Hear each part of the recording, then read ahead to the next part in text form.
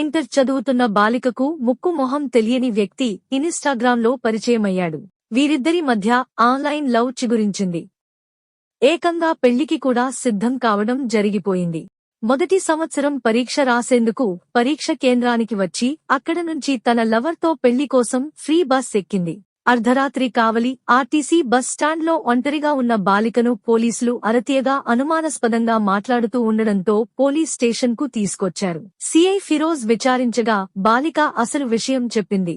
విశాఖపట్నం సీతమ్మధార ప్రాంతంకు చెందిన బాలిక నెల్లూరుకి చెందిన యువకుడితో ఇన్స్టాగ్రామ్ లవ్లో పడింది. వీరిద్దరూ తిరుమలలో పెళ్లి చేసుకుందామని నిర్ణయించుకున్నారు. బాలిక వైజాగ్లో ఫ్రీ బస్ ఎక్కి కావలి ఆర్టీసీ బస్టాండ్లో దిగింది. పోలీసులు కంటపడడంతో బాలికను రక్షించారు. బాలిక తల్లిదండ్రులను పిలిపించి సీఐ ఫిరోజ్ వారికి అప్పగించారు. బాలికను లవ్ ట్రాప్లో పెట్టిన యువకుడు ఎవరు అనేది దర్యాప్తు చేస్తున్నట్లు సీఐ తెలిపారు.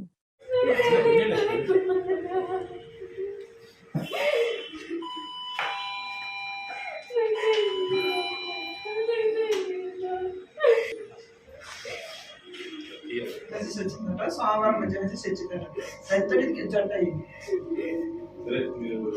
ఏమనద్దు, ప్రశాంతంగా ఏమనమాకండి.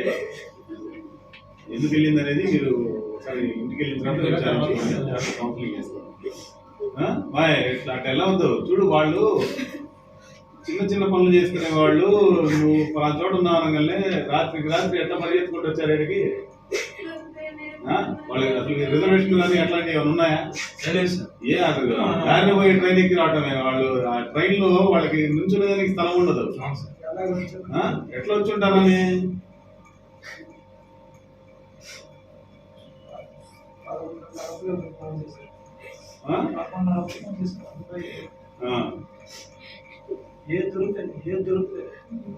బస్ ఎక్కగానే మీకాడ ఉందని సరే కొంచెం ధైర్యం పడ్డాం సార్.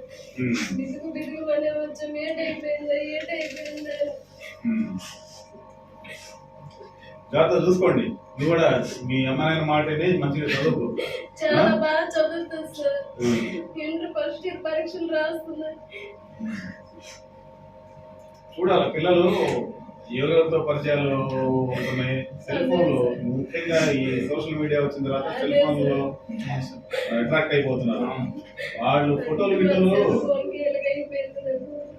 ఏమాయ్ ఎవరైనా కానీ రీల్స్ చేసేటప్పుడు ఫోటోలు అప్లోడ్ చేసేటప్పుడు చాలా చక్కగా మేకప్ అవుతారు. వాడి బండి కాకపోయినా కానీ వాడు తీసుకొచ్చి ఆడ పెడతాడు. మెడలో చైన్లు పెద్ద ఫోన్లు ఇవన్నీ వాడతారు. అవన్నీ ఉట్టిదే. అవన్నీ బేవాసనాయాలు చేసే పనులు.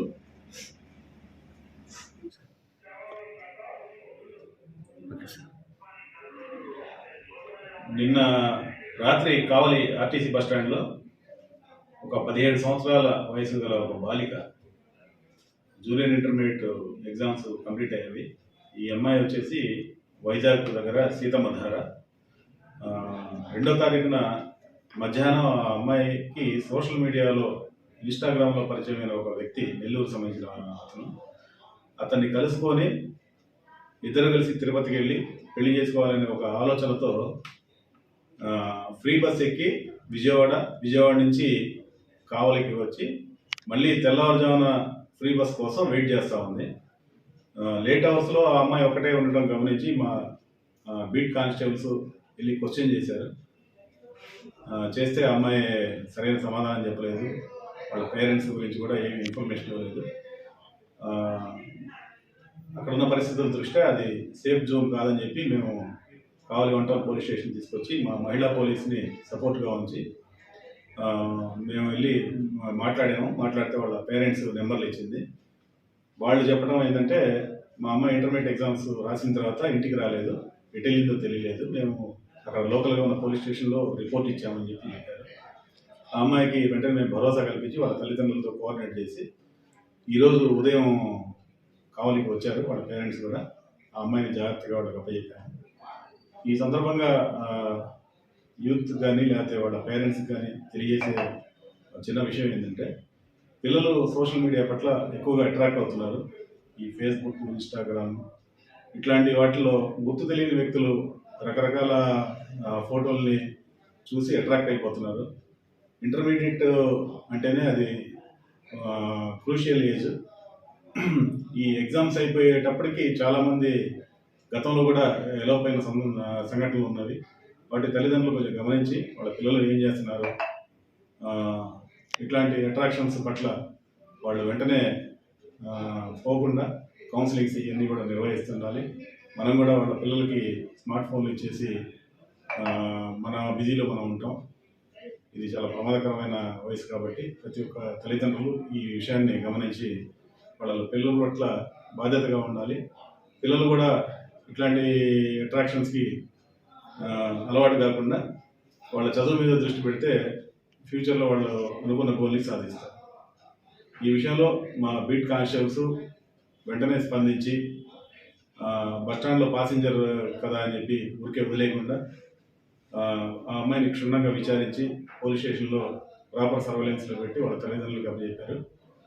వాళ్ళకి మా తరఫున రివార్డు ప్రకటిస్తాను. ది మెన్స్ సెలూన్స్ మా బ్రాంచ్లు opposite Venkateswara theatre, Tummalapenta road, opposite Sravanthi theatre. మన నూతన బ్రాంచ్ రూపాయి మిద్ది ఆపోజిట్ కెనరా బ్యాంక్ కావలి.